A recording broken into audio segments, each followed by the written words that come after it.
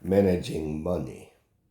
My mother-in-law recently moved in with us after a very minor stroke. She had no savings, and up until that point, she was working sporadically just to keep a roof over her head and food in her belly. If I make if I may backtrack back to the no savings, for the past 30 years, she had literally laid in bed and watched TV all day after her husband left her. She would occasionally pick up a job, but always lose it within a few months. She eventually moved in with her mother, who floated her until she passed away. Over the course of this time, I desperately tried to get her in contact with different agencies to put her into housing and have her set up with health insurance counseling.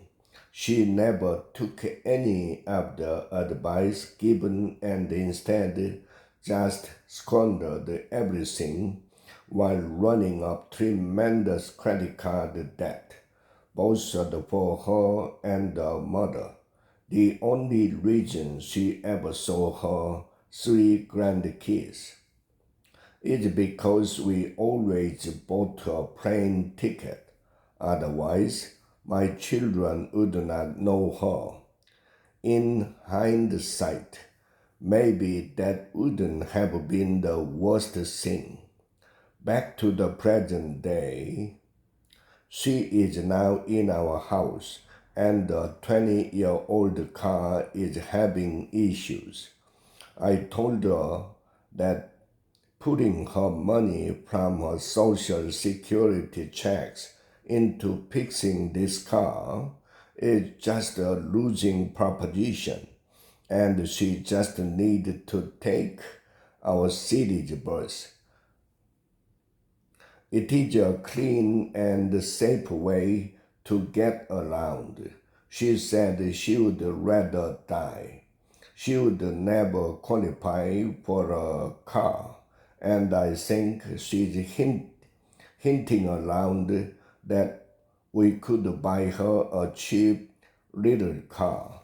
In the meantime, her Amazon packages are delivered to our house pretty frequently, and she is shopping for furniture.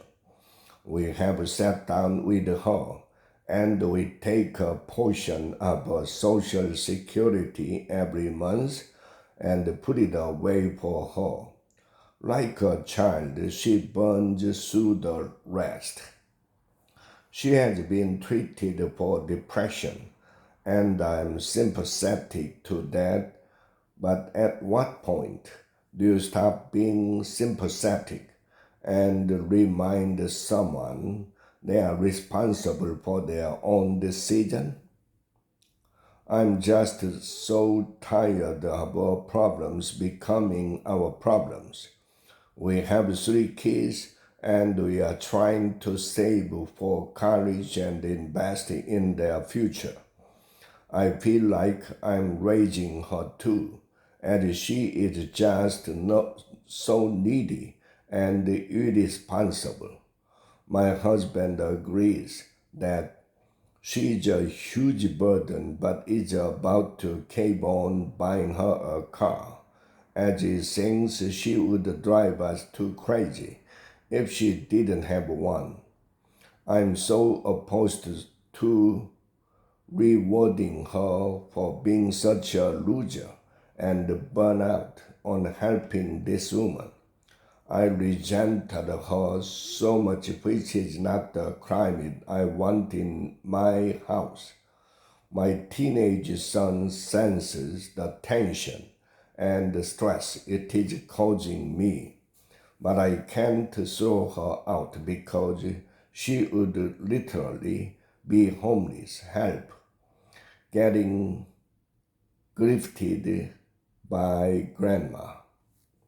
They're getting grifted. You are not wrong to feel frustrated and resentful from having to deal with the consequences of someone who spent decades avoiding responsibility. It sounds like you've already set some boundaries, such as setting aside some of Social Security, but they need to be much stronger.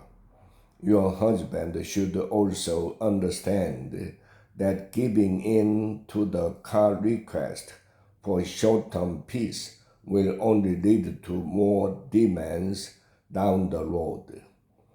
Today it's a car, but what will be tomorrow, next week, next year? Simply put, if she wants to waste her own money, she needs to feel the consequences of it.